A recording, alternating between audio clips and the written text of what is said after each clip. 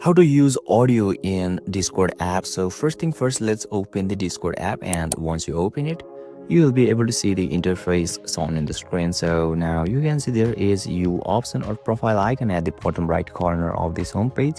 So just tap on that profile option, and once you tap on it, you can see there is settings option at the profile page.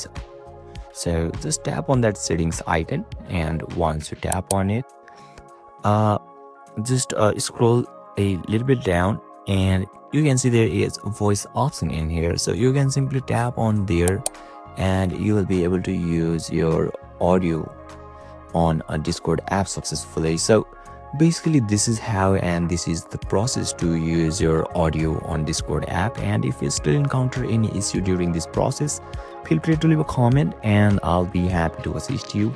Thank you for watching, and I'll see you next time.